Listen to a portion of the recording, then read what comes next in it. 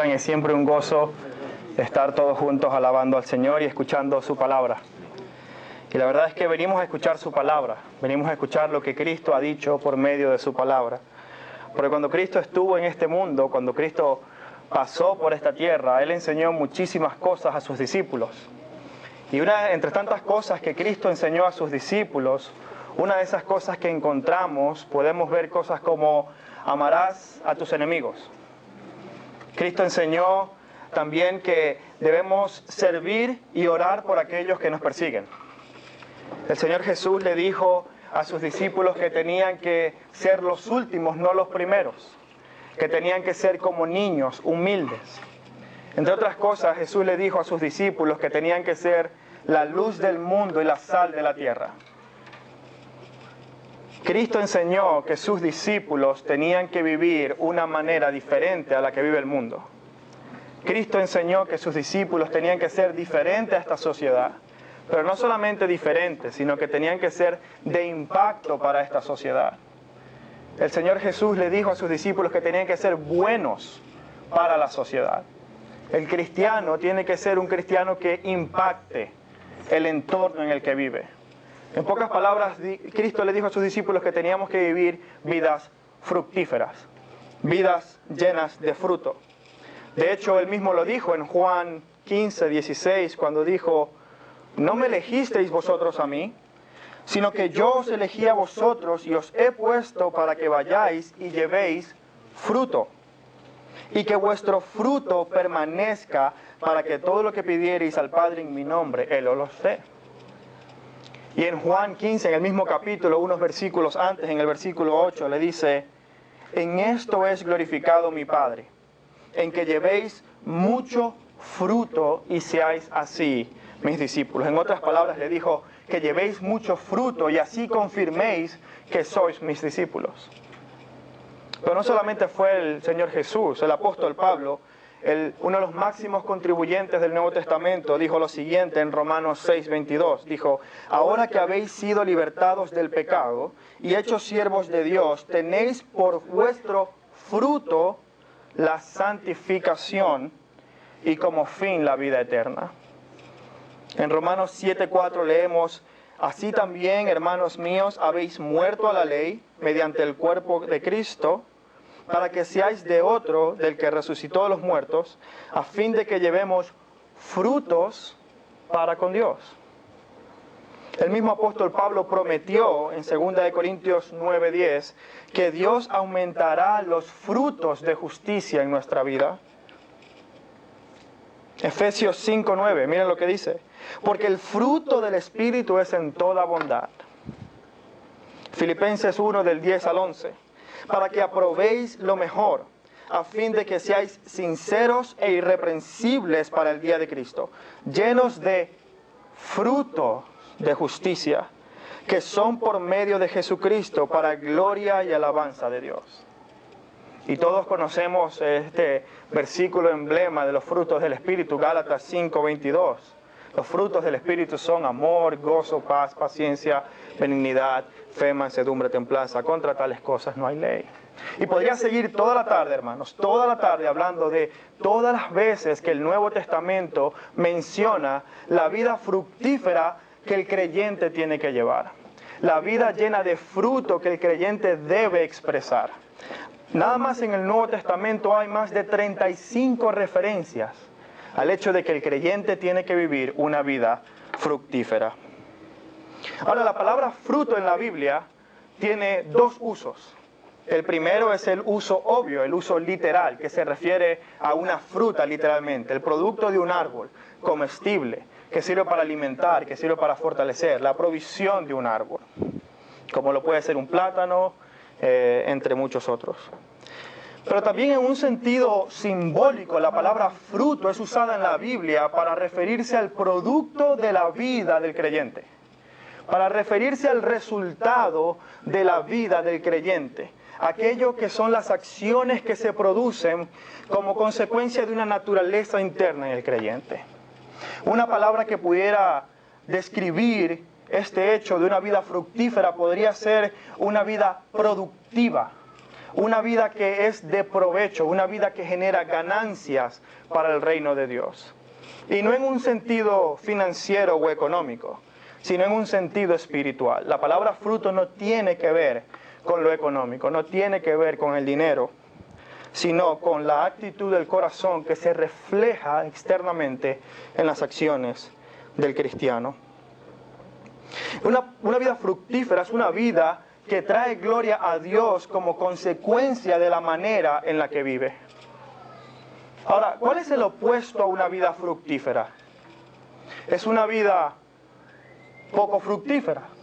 El apóstol Pedro, en su primera carta, en el capítulo 1, versículo 18, dice lo siguiente: sabiendo que fuisteis rescatados de vuestra vana manera de vivir. De vuestra vana manera de vivir. Una vida opuesta a una vida fructífera es una vida vana. Una vida que literalmente es sin provecho alguno, sin ganancia, sin nada que podamos disfrutar de ella. Literalmente una vida inservible. Es como un árbol que no tiene ni ramas ni fruto. Así es una vida vana. No sirve para dar sombra y tampoco sirve para proveer alimento. Eso es una vida vana, una vida opuesta a una vida fructífera. Y es precisamente eso lo que vamos a ver el día de hoy, hermanos y queridos amigos que hoy nos visitan. En nuestro pasaje vamos a ver al Señor Jesús hoy confrontando las vidas de personas que no estaban llevando fruto como se supone que debían llevar. Y quiero que prestemos especial atención a los 3 ejemplos que Marcos nos pone en su evangelio. Hoy vamos a ver las 3 grandes decepciones en el evangelio de Marcos. Lo primero que vamos a ver es un árbol que no dio fruto a su hacedor. Luego vamos a ver un templo que no dio gloria a su Dios. Y finalmente vamos a ver unos trabajadores malvados que no dieron a su Señor lo que por derecho le correspondía. Y quiero repetirlo para que quede en nuestra mente. Lo que vamos a ver hoy son 3 ejemplos, 3 grandes decepciones en el Evangelio de Marcos. Un árbol que no dio fruto a su hacedor, un templo que no dio gloria a su Dios y trabajadores que no dieron a su dueño lo que le correspondía. Pero antes de continuar, Señor, hermanos, vamos a orar al Señor para que pueda dirigirnos el día de hoy en este estudio de su palabra y que sea su Espíritu quien nos guíe. Padre, gracias queremos darte por tu amor, por tu misericordia. Gracias, Señor, porque aún siendo pecadores, aún siendo vanos por naturaleza, enemigos tuyos por naturaleza, porque siendo rebeldes, Señor, ante ti, siendo enemigos tuyos, tú te dignaste a venir a este mundo a morir por nosotros y a darnos vida eterna. Tú viniste, Señor, para cambiar el fruto que producía nuestra vida. Nuestra vida, Señor, ha estado marcada por pecado, por desobediencia, por frutos que llevan a la muerte. Pero gracias a ti y a tu misericordia y a tu poder podemos ser árboles vivos que dan frutos para tu gloria. Y este trabajo es tuyo, Señor. Este trabajo lo has hecho tú solo, únicamente por medio de tu Espíritu y tu palabra. Y queremos rogarte, Señor, que hoy todo aquel árbol que no tenga vida, Señor, tú puedas vivificarlo por medio de tu Espíritu. Todo aquel árbol, Señor, aquí hoy que no esté dando frutos de justicia, que tú podes aquellas cosas, Señor, en la vida de cada uno de nosotros para que sigamos siendo de tu gloria. Y que seas tú exaltado por medio de la predicación de tu palabra, en el nombre de Jesús. Amén. Ahora sí quiero invitarte, hermanos y amigos, que abramos nuestras Biblias en el Evangelio de Marcos, capítulo 11, y vamos a leer el versículo 11 hasta el versículo 14. Marcos capítulo 11, versículos del 11 al 14. Cuando ya lo tengan. Muy bien. Dice así la palabra del Señor. Y entró Jesús en Jerusalén, en el templo, y habiendo mirado alrededor todas las cosas, como ya anochecía, se fue a Betania con los 12. Al día siguiente, cuando salieron de Betania, tuvo hambre. Y viendo de lejos una higuera que tenía hojas, fue a ver si tal vez hallaba en ella algo. Pero cuando llegó a ella, nada halló sino hojas, pues no era tiempo de higos. Entonces Jesús dijo a la higuera: nunca jamás coma nadie del fruto de ti. Y lo oyeron sus discípulos. Lo primero que vemos en nuestro pasaje el día de hoy es que Jesús, después de entrar en Jerusalén como ese rey prometido, se queda en Betania, probablemente porque en Jerusalén había mucha gente, probablemente no había espacio, dadas las festividades que se iban a celebrar. Dado que Jesús iba a estar presente, mucha gente quería venir a verle también. Y probablemente se retira a Betania porque no encontró lugar ahí en Jerusalén, lo podemos asumir. El texto no lo dice. Pero lo que sí dice nuestro texto es que el Señor Jesús al día siguiente, yendo de camino a Jerusalén, encontró un árbol y tuvo hambre y quería ver si hallaba fruto en él. Y es aquí, hermanos, cuando encontramos la primera gran decepción de nuestro pasaje del día de hoy. Vamos a ver la gran decepción de un árbol que no tenía fruto. Ahora, muchas personas se preguntan, ¿por qué Jesús, si el texto dice que no era tiempo de higos, si no era temporada de higos, por qué el Señor fue al árbol a buscar higos? ¿Por qué, si se suponía que no debía haber fruto en ese árbol por la época, por qué el Señor fue allí a comer de ese árbol? Y peor aún, ¿por qué el Señor, cuando no halló el fruto, por qué maldijo el árbol? ¿Será acaso que Jesús fue muy duro? ¿Acaso el Señor se equivocó? Pero algo curioso, hermanos, de los árboles que producen higos, de la higuera, es que es un árbol muy particular. Y es muy conocido en la cultura judía que los árboles que producen higos, a diferencia de cualquier otro árbol, su fruto sale primero que las hojas. Para cuando el árbol florece, cuando ya tiene hojas, cuando ya tiene ramas que están llenas de hojas, el fruto ya ha comenzado a crecer y aunque no está completamente maduro, ya es comestible. Por lo que quiere decir que si este árbol tiene hojas, debía tener frutos. Por eso nuestro texto resalta el hecho de que era una higuera con hojas. Fíjese lo que dice. Y viendo de lejos una higuera que tenía hojas. Esto quiere decir que aparentemente este árbol debía tener frutos. Era un árbol que desde lejos invitaba a las personas a acercarse a él. Porque tenía hojas. No era como cualquier otro árbol que tiene hojas, mas no fruto. Este árbol, si tiene hojas, es porque debe tener frutos. Es normal que el Señor fuese a ver si podía encontrar algo de comer allí. La apariencia del árbol lo invitaba a hacer eso. Pero lo único que el Señor encontró fueron ramas vacías, ramas con hojas, pero sin fruto. Un árbol que a la apariencia era un árbol que podía proveer alimento, pero cuando te acercabas a él te dabas cuenta que no tenía nada para ofrecer. Era un árbol sin frutos. Ahora, los árboles en la cultura judía eran de mucho valor. El judío sabía que Dios mismo le había encomendado que se aprovechara del fruto de los árboles. Incluso en el Antiguo Testamento, Deuteronomio 20:19, leemos lo siguiente: cuando cites alguna ciudad peleando contra ella muchos días para tomarla, no destruirás sus árboles metiendo hacha contra ellos, porque de ellos podrás comer, y no los talarás, porque el árbol del campo no es hombre para venir contra ti en el sitio. Dios mismo le había dicho a los israelitas: cuando veas un árbol, aprovéchate del fruto del árbol, come de él, aliméntate de él, úsalo para tu provecho. Y aquí estaba el Señor mismo, creador de todo, creador de este árbol, a venir a sacar provecho, pero lo que encontró fue un árbol vacío. Este mismo versículo en Deuteronomio dice: mas el árbol que sepas que no lleva fruto, podrás destruirlo y talarlo para construir baluarte contra la ciudad que te hace guerra. Por eso el Señor maldijo el árbol, porque el Señor fue a comer de este árbol y no encontró fruto en él. El creador de los cielos y la tierra, el arquitecto de todo el universo, vino a comer de su creación y lo que se llevó fue una gran decepción. Venía a su creación para disfrutar del fruto que ésta tenía que producir, pero lo único que encontró fueron ramas vacías.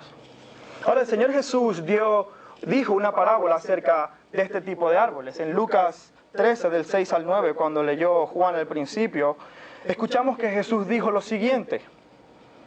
Tenía un hombre una higuera plantada en su viña y vino a buscar fruto en ella y no lo halló.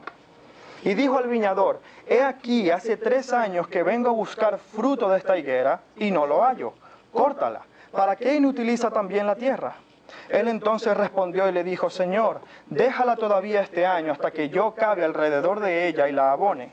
Y si diere fruto bien, y si no, ya la cortarás. Cuando un árbol en Israel no daba fruto, debía ser cortado por 3 razones principales. La primera, evidentemente, porque era inservible, no podías comer de él. Era un árbol que no te podía alimentar. Pero en segundo lugar, era un árbol que ocupaba un espacio valioso para que otro árbol fuese plantado. Un árbol que sí fuese fructífero. Y en tercer lugar, este árbol, aunque no fuese fructífero, estaba absorbiendo los minerales de la tierra, consumiendo los recursos naturales que podían ser aprovechados por otro árbol. De modo que cuando un árbol en 3 años no daba fruto, era inmediatamente cortado, porque era el tiempo límite para que pudiera dar fruto. Era el tiempo límite productivo para que empezara a producir y pudiera dar eso que tanto anhelaba quien lo plantaba. Pero en este caso, este árbol que no tenía fruto, el Señor dice, nadie más coma de él.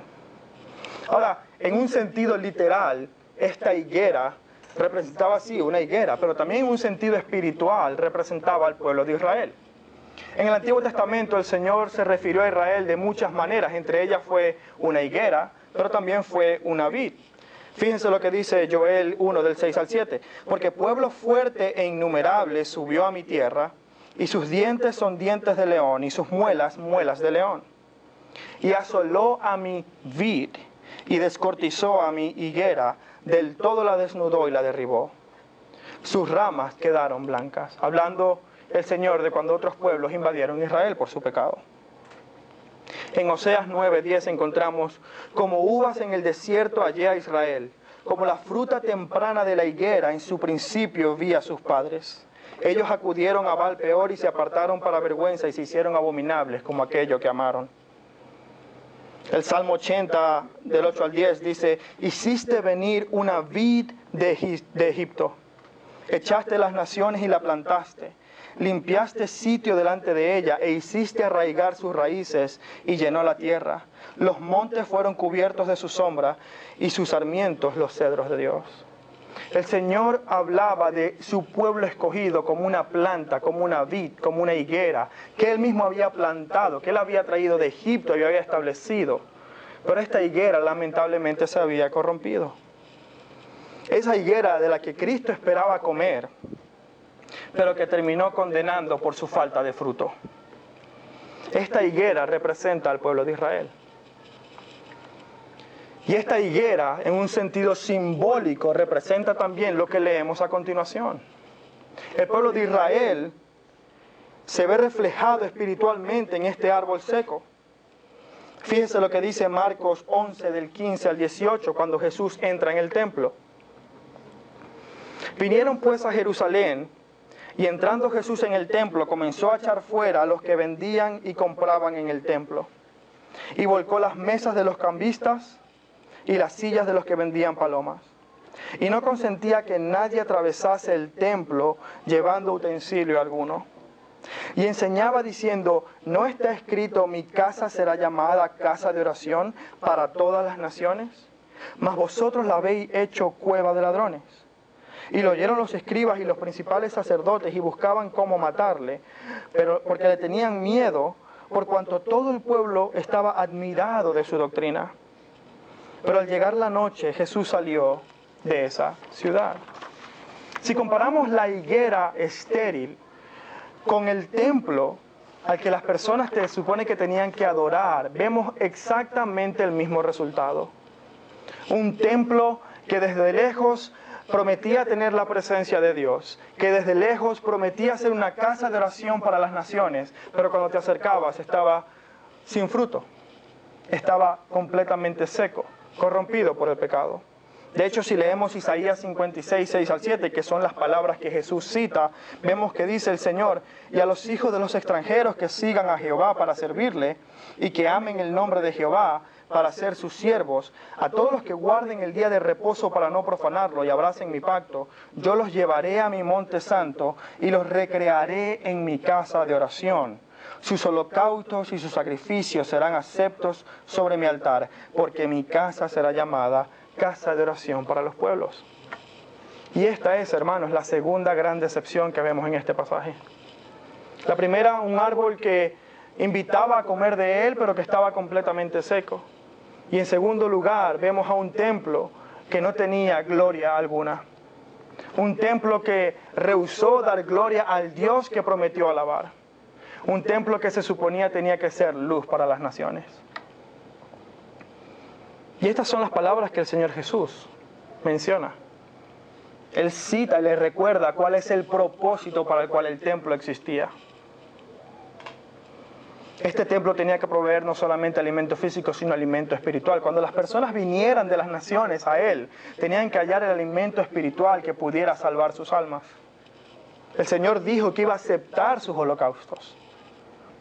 Pero cuando llegó el Señor, lo que encontró fue puros religiosos que mercadeaban la gloria de Dios para llenar sus bolsillos, que desechaban la gloria de Dios para aumentar sus ganancias.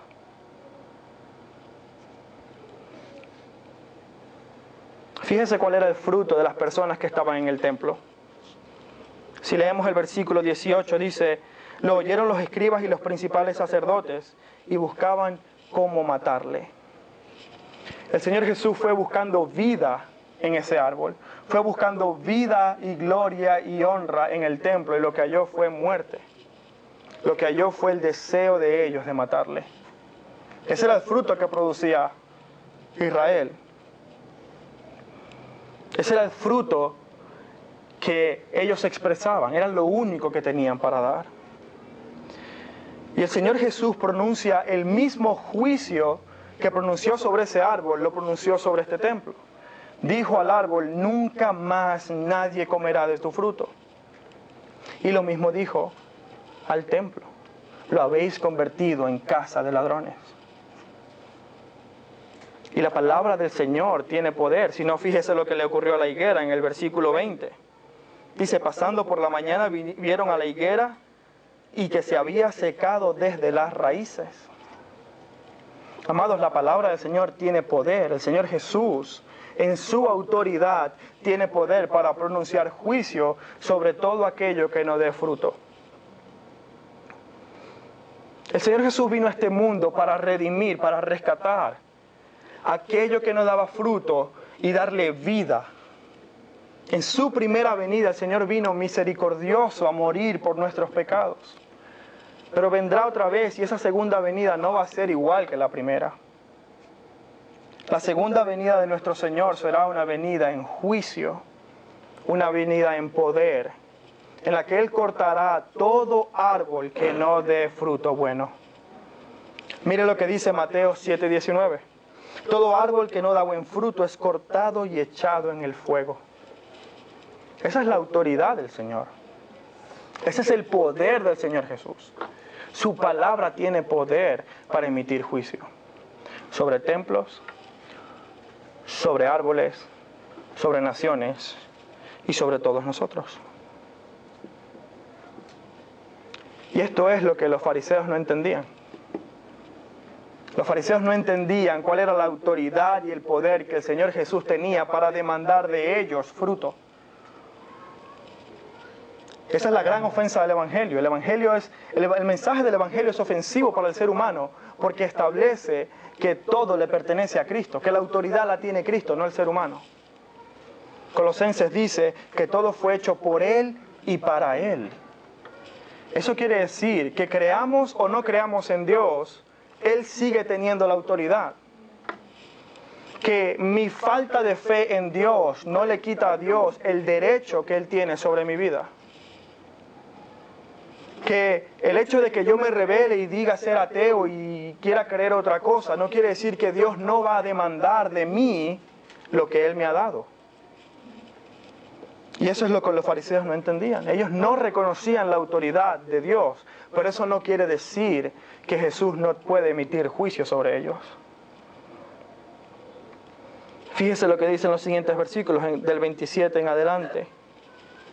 Marcos 11, 27 dice: volvieron los fariseos entonces a Jerusalén, y andando él por el templo, vinieron a él los principales sacerdotes y los escribas y ancianos, y le dijeron: ¿con qué autoridad haces tú estas cosas? ¿Y quién te dio esta autoridad? Ellos literalmente le están diciendo: oye Jesús, ¿quién eres tú para demandar de mi vida fruto de justicia? ¿Quién eres tú para decir que yo no estoy dando buen fruto? ¿Quién eres tú?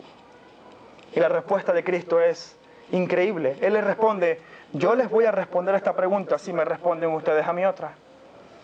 ¿Con qué autoridad bautizaba Juan el Bautista? Y esto simplemente sirve para exponer la inmadurez y la ignorancia de los fariseos. Estos que se creían muy justos, estos que creían que eran árboles llenos de fruto, no podían discernir si un profeta era de Dios o no. Ellos querían juzgar a Cristo, ellos querían decir: no, Jesús, tú eres el que no da fruto, pero nosotros no sabemos si Juan era de Dios o no. Solo revela la ignorancia de ellos, solo revela que no conocían los propósitos de Dios.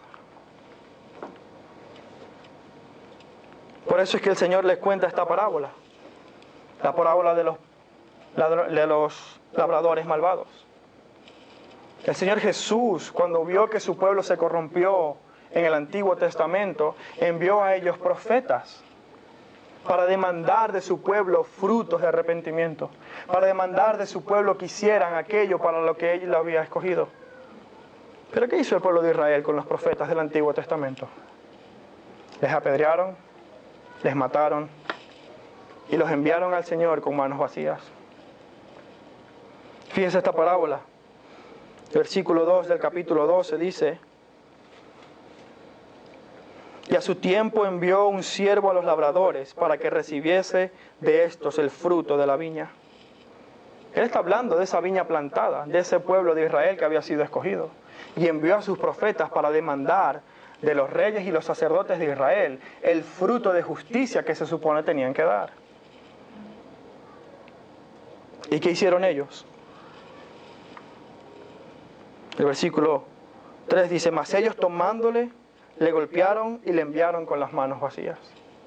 En la parábola vamos a leer que eso ocurre un par de veces más, y al final dice, por último, versículo 6, teniendo aún un hijo suyo amado, le envió también a ellos diciendo: tendrán respeto a mi hijo. Mas aquellos labradores dijeron entre sí: este es el heredero, venid matémosle, y la heredad será nuestra. Si usted ve todo el lenguaje desde el capítulo 11, versículo 11, habla de una vida llena de frutos y de cómo reaccionan personas que no dan fruto. Los fariseos y los religiosos no reconocían la autoridad que Jesús tenía para demandar de ellos fruto de justicia. Y en ese no reconocimiento decidieron matarle, por eso contaba esta parábola. Esta parábola no es una historia real, es una parábola, es una historia que el Señor cuenta, pero que ilustra lo que realmente pasó. Vemos entonces, hermanos, un árbol que no dio fruto, un templo que no dio gloria, y labradores malvados que robaron directamente a su Señor. Esa es la tercera decepción de este capítulo. Ellos cuestionaban su autoridad y no querían reconocerle. Fíjese lo que el mismo Señor Jesús dice en la palabra. ¿Qué pues hará el Señor de la viña? Vendrá y destruirá a los labradores y dará su viña a otros. Ni aún está escrito, habéis leído, la piedra que desecharon los edificadores ha venido a ser cabeza del ángulo. El Señor ha hecho esto, y es cosa maravillosa a nuestros ojos. Y procuraban prenderle porque entendían que decía esto en contra de ellos. Ellos entendían la indirecta del Señor. Era un juicio que estaba emitiendo sobre ellos. Estaba diciéndoles: ustedes van a ser desechados, ustedes van a ser cortados, ustedes van a ser quitados de mi viña y yo daré mi viña a otros. Esto aplica no solamente para los israelitas, sino también en nuestros días. Como dije al principio, no importa si creemos en Dios o no, no importa si reconocemos la autoridad de Dios o no, eso no se traduce en que Él no la tenga. Y si tú estás aquí el día de hoy y no has reconocido la autoridad de Cristo en tu vida, yo te animo a que lo hagas. Porque todos moriremos algún día, y en ese día del juicio, si nuestra vida no ha sido una vida